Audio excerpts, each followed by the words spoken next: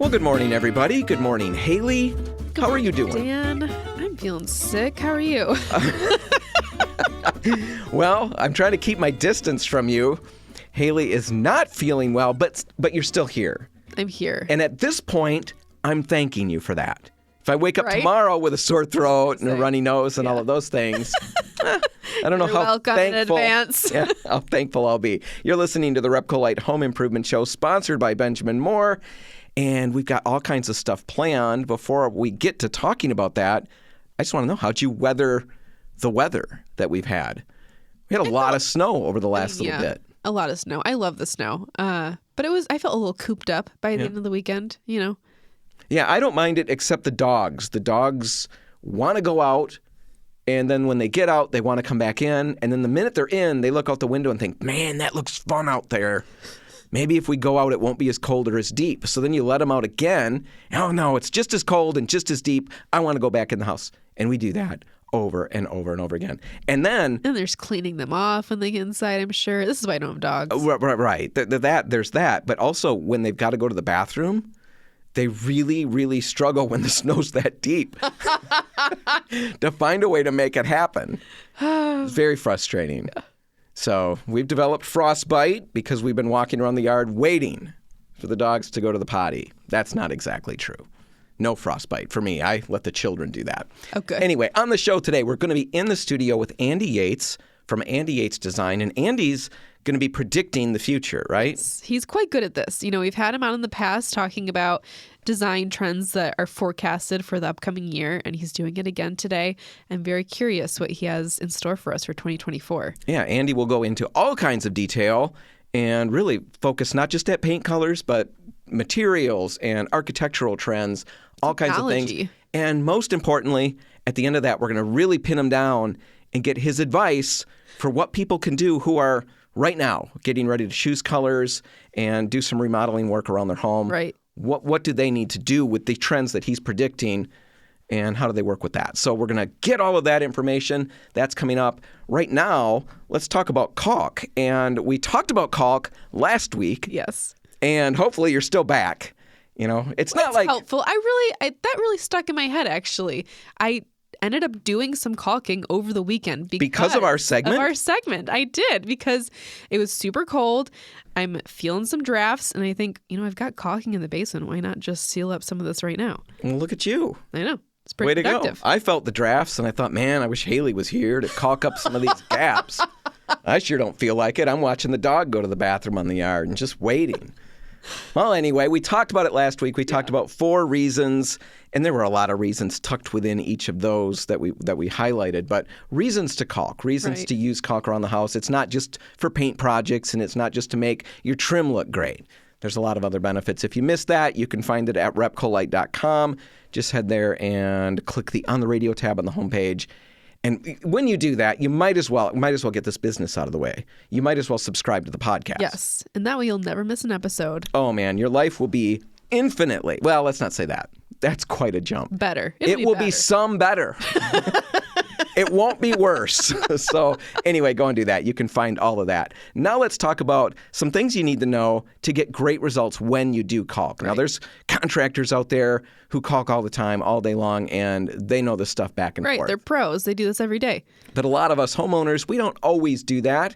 And so let's talk about some of the things you should know to get great results. And the first one is you want to caulk at the right time. Right. I think normally people have the idea in their head that they're caulking after the paint has already been applied. And really, you should be caulking after the primer has been applied and before the finish coat is on, because you should be painting over any caulk that's going on trim. Right. That way you're not getting any yellowing afterwards. If you're applying white caulk to white trim, ultimately, they will be different colors in the future because that caulk tends to yellow over time, and then it looks really bad really quickly when that happens. You don't want that. It's a sure tip-off that you kind of messed up the order. So caulk after the primer, but before your finish coats. Yep. Use the right caulk. That's another thing. There's a lot of caulk out there, and it's not just one size fits all. Right. It really depends on the project. So when you're buying that caulk, make sure you're talking to us at the counter, letting us know what you're working on, what the goals are for the project so that we can get the right caulking in your hands. All right. The third thing we want to highlight before we get to some how-to tips is you've got to let the caulk dry once you've applied it, before you put your finish paint on. Unless you're using Accelerator by Tower Sealants. This is a very special caulking in that you can literally paint over it while it's still wet. If you're spraying, you can paint over it immediately. If you're brushing, you just have to wait 30 minutes, which is still nothing compared to the hours you'd have to wait with other products. And what happens if you don't? Essentially, if you're painting over that caulk before it's dry with most caulking materials, you're going to have this paint film that's drying and the caulk that's drying at the same time. And what you end up with when both are completely dry is a cracked paint film because that caulk is still shrinking under the paint film. That paint is then dried while the caulk is still trying to dry, and it's shrinking and causing all of these little hairline cracks in your paint surface. It's a really common failure, common problem in a paint project, and it happens to contractors, it happens to homeowners. A real easy way around that is to use Tower Sealants Accelerator, or the All Pro label has Quick to Coat. They're exactly the same product. Just different label. Yeah, and both can be painted over very, very quickly after they've been applied. So there's some things to keep in mind. Now let's get in the last little bit that we've got, some how-to tips to get the great results that you want. First off, when you're getting ready to caulk, keep a damp rag on hand and a small bucket of water handy. And it's going to make it a lot easier for you to tool that caulk with your fingers. Yeah, there's nothing worse than having like a big glob of caulk while you're trying to make a nice smooth line. And caulk dries so fast on your fingers. It's hard to get off once it's dry, and it's really hard to tool a surface when you've got that there. So just keep that water handy so you can keep washing your hands and keep them clean. Next thing, snip the nozzle to the right size hole for the project. Yeah, exactly. If you're working on trim, it's just that tiny little hairline crack. So the tip of your caulking tube should really only be cut, no more than an 1/8 inch. Less than that is ideal. Yeah. Now, if you've got a great big gap that you're trying to fill, then you adjust for that. But most situations, an 1/8 inch diameter hole for the tube, end of the tube, is going to be perfect. Right. All right, so now you're getting ready to go. You're going to want to start doing your trim with a bead of caulk along the top edge of the trim, and then once you've got that on for one section, one wall perhaps, wipe that joint immediately. And you're honestly removing much of the caulk that you just applied. And once you've done that, wrap a damp rag around your finger and go back over it and wipe it one more time. Yeah, get it real clean. Go back and do it again. And you're working the caulk further into the joint, and you're removing as much as possible from the surface. You don't want caulk on the surface. You only want it in the joint if possible. So keep doing that until you're satisfied with how it looks, and then examine the whole thing with a work light. Yeah, because there's a lot that we don't see in just normal lighting conditions. That's why work lights exist, right? It's so we can get a really fine finish. Right, and once the caulk is dry, it's really tough to get that smoothed off. So you want to catch that before it's dried in. Right. All right, when you're happy with how that joint looks, rinse your rag, rinse your hands off, maybe get a new rag, move on to the next wall and repeat. All right, we're going to take a break. When we come back, we'll be in the studio with Andy Yates, looking ahead into the future. Yes. That's all next. Stick around.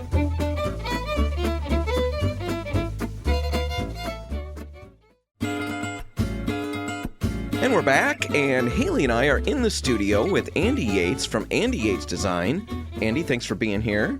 Thank you for having me. Good morning. It's good to be back. Guests, probably, really. Well, I mean, if we were going to pick favorites, that is. Well, thank you. Of course, Andy, if anybody else were sitting in that seat, we would probably say the same thing. The exact same thing. But with you, we mean it. Favorite guest today, right? Yeah, exactly. Yes.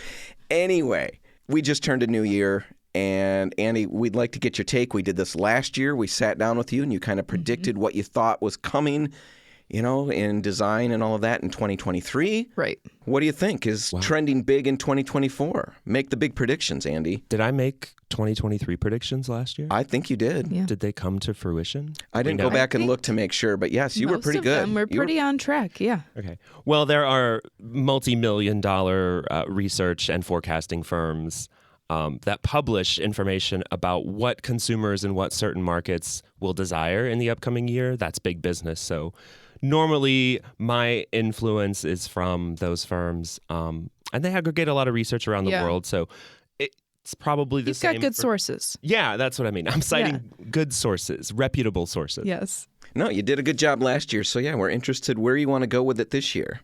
Yeah, well, I thought it would be appropriate to first begin with talking about where we see finishes and materials trending for 2024, considering that this is the RepcoLite home improvement show. We are paint people. You are paint people. You are in the business of finishing. Yeah. So what we've, of course, seen from one of our favorite partners, Benjamin Moore, for their color of the year is the color Blue Nova. Right. But from other partners, we're seeing peaches and greens and even browns. I mean, it's really been all over the map this year, I feel like. Right. In terms of hue, there's definitely a diversity. Where we see the through line in all of those is that they're softer, muted colors. So we're kind of moving away from the boldness of 2023 and years prior. Mm-hmm. And that's actually an idea that extrapolates to all design trends. Okay. We're really still looking at bold moments, but overall, the effect for finishes is looking at everything to be softer and a little bit more curated. So with paint, we see those hues entering into the lexicon. And then in materials and finishes, Sure. there's a huge emphasis right now on texture. So we're looking at hand-applied finishes on walls, taking that paint color and executing it in a lime wash or a plaster. We're seeing a lot more emphasis on wall coverings that have a lot of texture. So we're looking Wallpaper. Yeah, wallpaper is huge. There's a segment of design that is interested in bold wallpaper still and always will be, because maximalism as a concept is here to stay. But in terms of wall coverings and textures on furnishings, Sure.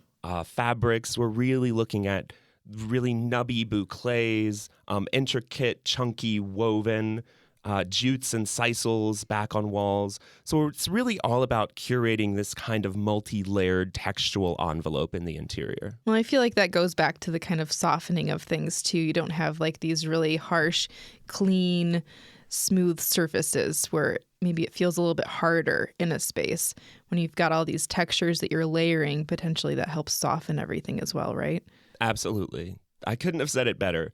There's a real emphasis to harken back to the organic sort of vegetal feeling of the 70s right now. So we see a resurgence of earthy tones that are very much based in that idea of vegetal colors and organic feelings and shapes of the 1970s. I feel like some people right now are cringing. I'm excited. Well, there is You didn't live through it. Well, exactly. Yeah. Right. Wow, this is new. Yeah, those of us that weren't there. And it does seem to trend more toward the younger consumer. So millennials and Gen Z, so people kind of like in the 40 and under category in design have really pushed this trend. The sites that we have where we can connect makers with consumers, so like Etsy and others, Sure. There's been a huge emphasis on looking for handmade objects and objects that really have less architectural and orthogonal approach and more of an organic, soft approach. And that's true in our colors and finishes as well. We see that in wall materials also, where designers and architects are seeking to look at alternate materials. So I've started to see not only a lot more plaster and lime washing, but corks coming back. Okay. Plywood finished as a raw material. Yeah, architects talked about that. love that. They do. And similar feelings in terms of what materials we're using for interior finishes. Yeah, no, that's interesting that you mentioned the plywood. We talked about that maybe middle of last year where... Yeah, finishing entire rooms with plywood. Exactly. Using it as a finished product, like you're saying, rather than something that's covered up because it's just a building material ultimately. Right. And there is something expressive about letting those materials be raw and authentic that weaves right into how design is trending for 2024 and beyond. It's really the idea of allowing that authenticism of materials show in an architectural envelope, especially blurring the lines, like you said, Hailey, where, walls, floors, and ceilings, it's all really based on right angles. It can be very hard. The smooth, flat walls that we've seen sort of dominate a lot of minimalism. While minimalism isn't going away necessarily, the way that it's being introduced now is less, but with more texture and depth. Yeah, we're really trying Less to go back to with those more. organic things. Yeah. Exactly. Mies van der Rohe said, less is more. Less is more. Minimalism, not going away. Maximalism, not going away. No. We're kind of dancing around in the middle. We got all of these things. We're in the studio with Andy Yates from Andy Yates Design, talking about what you see coming in 2024. Andy, what do you want to get to next? In the context of larger aesthetic and design trends for 2024, like we mentioned, maximalism, minimalism, they're not necessarily going away. It's really all about the execution. So in the broader sense, where we see interiors heading right now and in the future are for spaces that are really more comfortable and personalized, kind of than ever before. There is a strong trend to remove any genericism from an interior. Well, I feel like that goes back to what you said about people looking towards places like Etsy, where they're looking for these very unique handmade items that they can purchase directly from makers, rather than going to a large store where they're getting the same thing that every other consumer potentially is buying at the same time. Correct. And despite the TikTok trend of dupes, which of course for like commercial reasons is necessary because everyone will always want the look for less when you don't. I'm sorry, Andy. I have no idea what a dupe is. Well, I do know, and I may have just tipped my hand that I might be one. But what are you talking about? There's a bunch of listeners. They got to be with me. Come on, everybody who's with me, say something. What are you talking about? Counterfeit. Knockoff. We might know it as a knockoff. Yeah. There we go. That's language I can track with. All right, carry on with your conversation. Right. So I'm here for the old people to make sure we're all talking about the same things. Yeah. Knockoffs aren't going away. And the younger crowd, Gen Z, sort of millennial crowds online, you can see that they're interested in quality, intriguing design. And on the high end, of course, not everyone has the funds to invest in those pieces. So when we look at the trend kind of known as dupes, it's taking that idea, but looking at how you can execute it with a lower price point. It's very accessible. It is accessible at that price point. It's good to know. You do understand when you're purchasing at a lower price point where you compromise. And of course, that's usually not only in design, but of course the quality of materials. Right. And the cost of labor. So where is that product made? How is it made? Right. There are a lot of ethical and moral questions wrapped into that. We don't see that going away because there will always be a market for less expensive items. My approach to that, though, personally, is to look for vintage and antique pieces and find a way to breathe new life into them. Absolutely. Because they're of a much higher quality rather than buying a new piece of furniture at low quality that looks similar to something. Well, and when we live in a place like Grand Rapids that is a furniture city, we have such good access to all of these used and vintage pieces and so many different vintage furniture stores here. I mean, we're pretty lucky when it comes to used furniture compared to the rest of the country. Yeah, that's absolutely true. We have this wonderful furniture design mecca here in West Michigan. So ultimately, we know the secret is out, and there are like many national and international eyes looking at these vintage stores and estate sales that used to be a little bit more of a locally kept secret. Right? It's like when you go to Goodwill now, like, it's all picked over already. You can't find anything good there. You used to be able to go to Goodwill and actually find good stuff. It's because we talked about it on the radio. We caused that problem, Andy. We apologize. The RepcoLite Home Improvement Show, just too popular for its own good, right? Well, thank you, Dave. Yeah, exactly. Anyway, Andy, I think we're going to take a break. It seems like the conversation has wound down for a second, but I know, because I can see your notepad, there's a ton of other things that you want to get to. Can you wait with us over the break? Yeah, sure. All right, absolutely. We're going to be back in just a second. We'll play some commercials, do all kinds of good stuff, and then we'll be back in a minute with Andy Yates from Andy Yates Design. Stick around.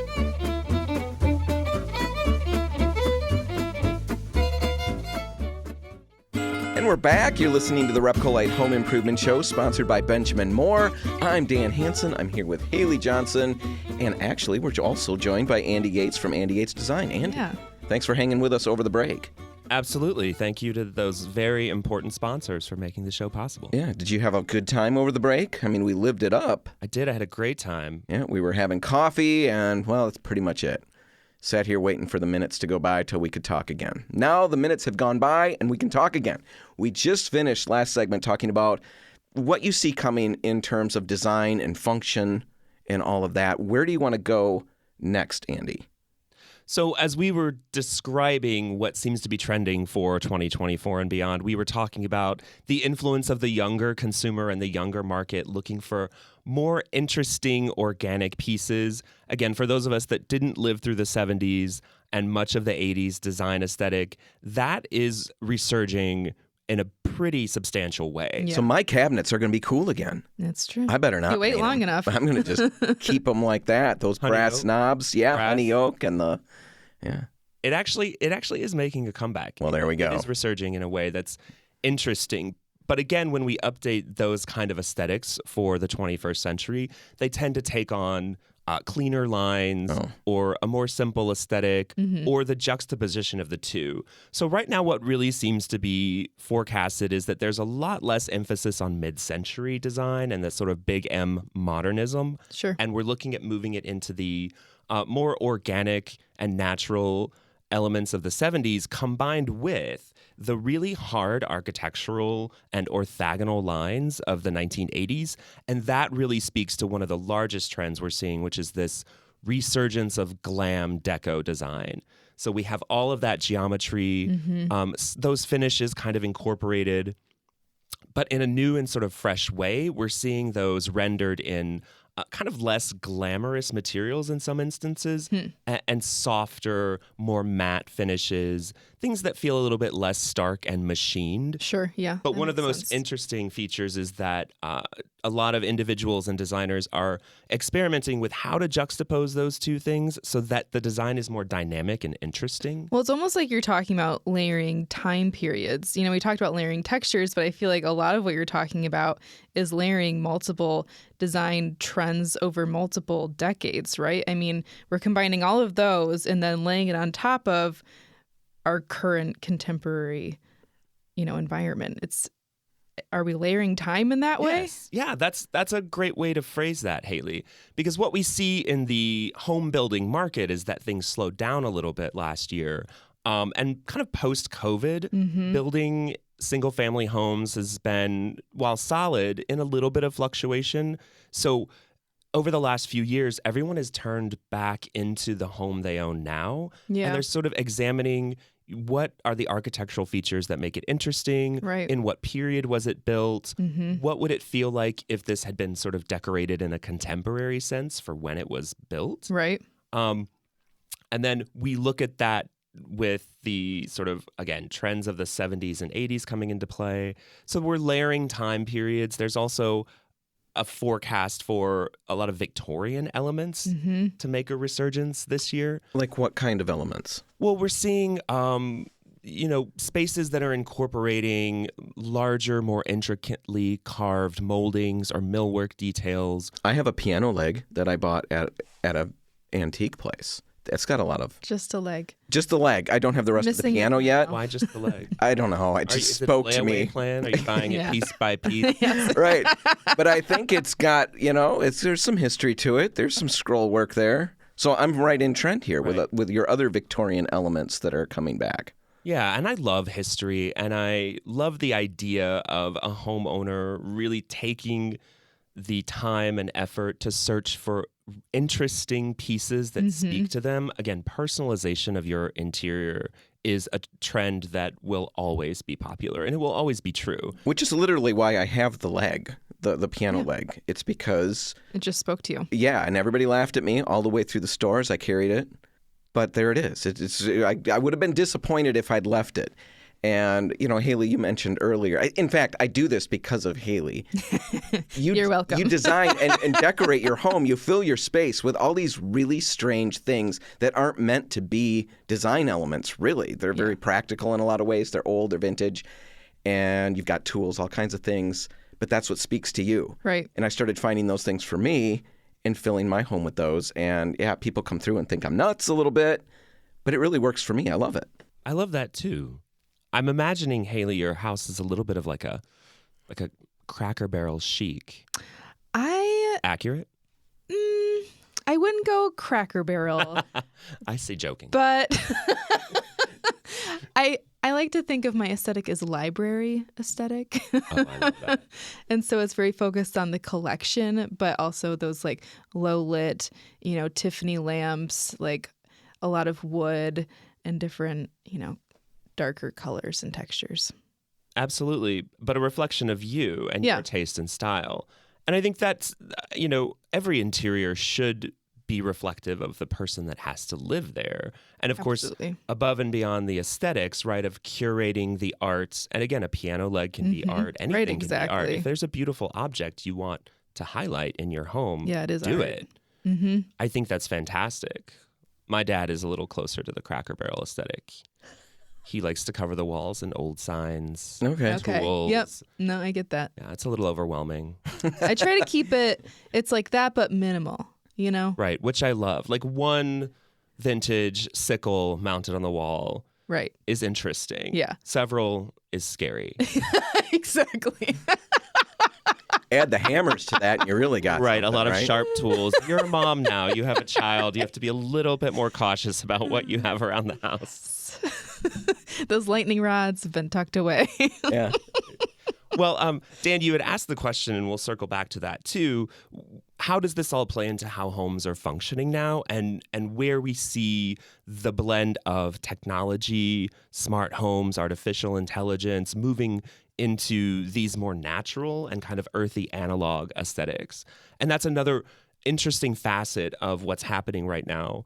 And we see that a lot in, of course, areas like kitchens and bathrooms, the house overall in general, but specifically in those very high-tech areas where individuals would like to have more integrated smart lighting, integrated appliances, integrated plumbing fixtures that are all smart in a way. So connectivity is really important to us in our daily lives. We see that reflected in how products are being developed for the interior as well.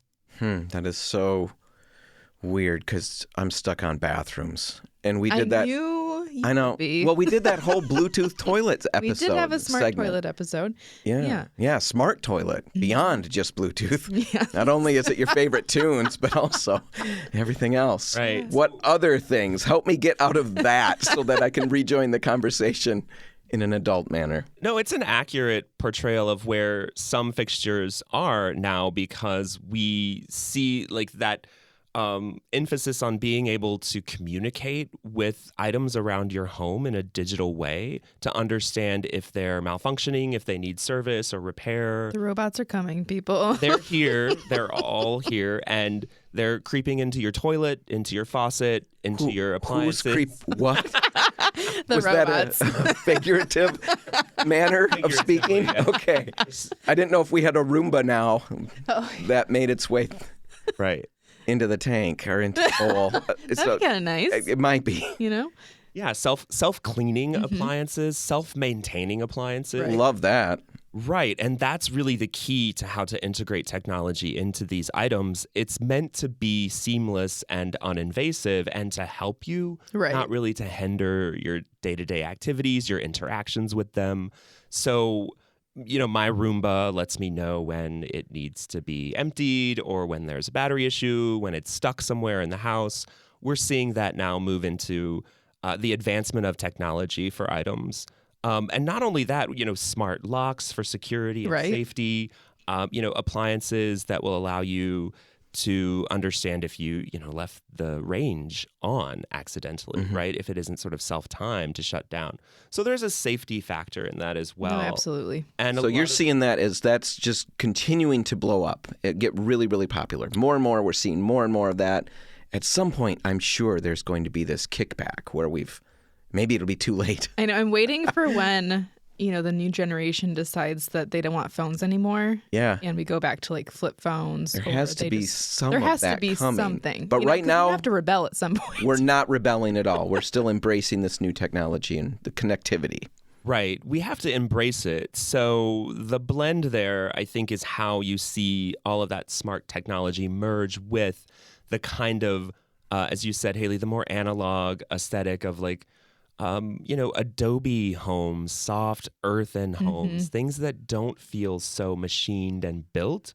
And I see that as a direct reaction to the idea that our world is becoming so much more technical. Right. So, Andy, one of the things I really want to do is take a lot of what you talked about and make it really practical. and I'd like to do that in the next segment for people who are maybe getting ready to start a project coming up this year or anything like that. Can you wait with us one more break? We'll get you more coffee if you need it. We'll have a lot of fun. And then on the other side of the break, we'll kind of get practical. Does that work for you? Absolutely. All right. We'll be back in just a minute with Andy Yates. Stick around.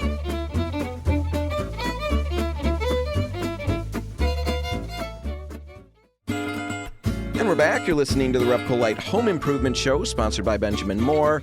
Dan Hansen. I'm here with Hailey Johnson. And we're both here with Andy Yates. From Andy Yates Design. Andy, a third segment for you. That means you hit the big time. That means you made it. You Awesome. can put that on a sign on your wall. You're going to have to make your own sign because we don't dish those out freely. We've got a budget we've got to maintain. Anyway, we're happy that you hung with us over 2 breaks. We've been talking about what you see coming in terms of design in 2024. And some of it was over my head.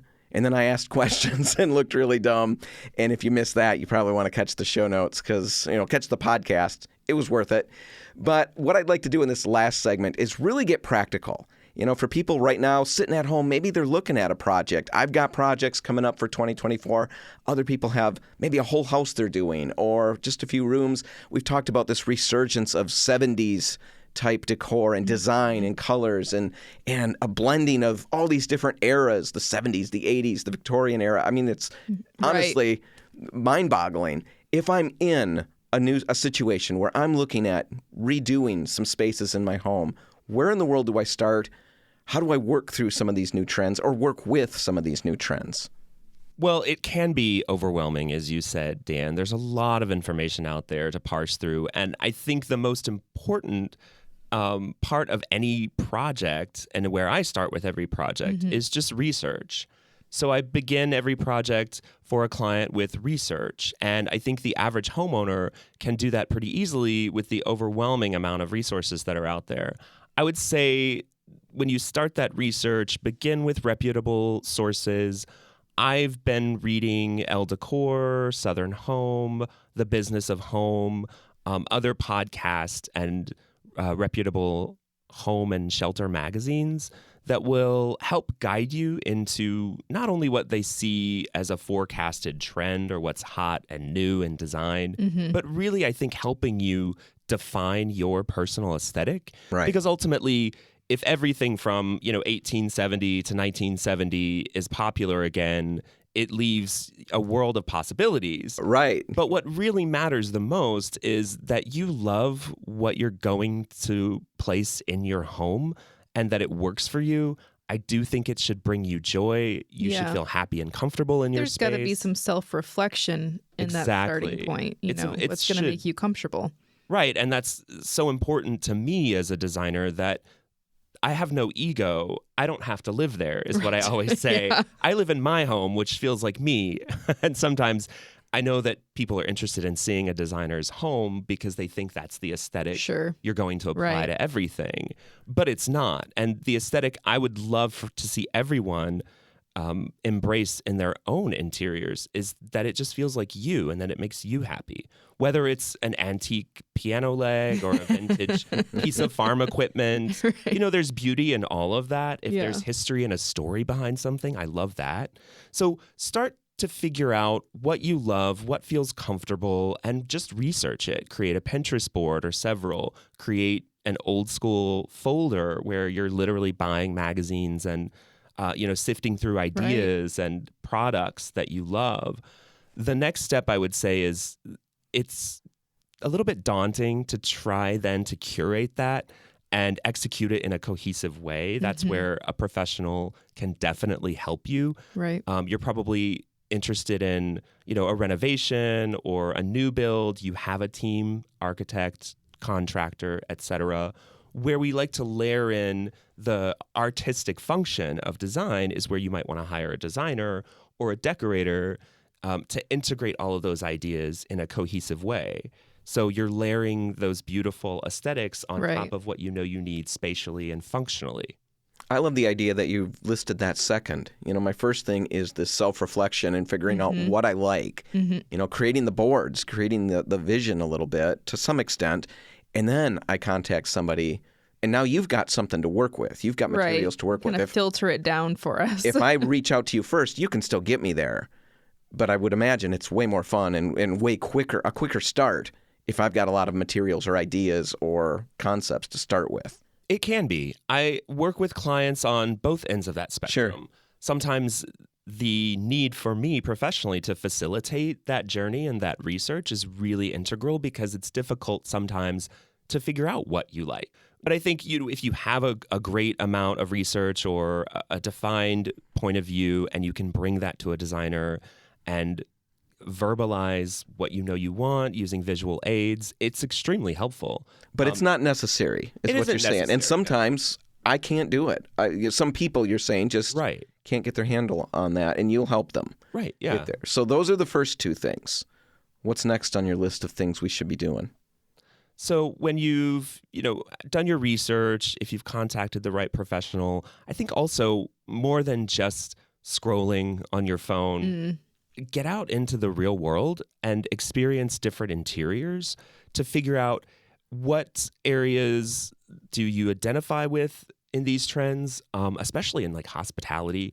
So, hotels and the hospitality industry, they tend to flip their design to be trendy and on point every 3 to 5 years.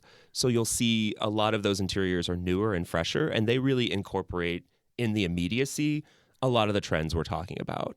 So do sort of avant-garde, forward-thinking design magazines. You'll see your Architectural Digests and your Elle Decors really embrace these trends. But I think beyond seeing it on a page or looking at products in on a website, it's so much more interesting to just go out and look at vintage and antique stores and new retail stores for that matter. Right. Even just going to different restaurants, downtown or something like that, where you're seeing these really well-designed interiors where you can kind of decide, oh, I like what they did there, or like this color, I like this fabric. Those are some starting points too that you're seeing in real life and applied already. Yeah, that's way better than what I thought Andy was talking about, which was peeking in a lot of windows, which I could see a lot of problems with. I'm glad you clarified, because I was going to have to ask that question. Well, it's interesting. I wouldn't advocate for just criminal go for a walk behavior. at night. Right.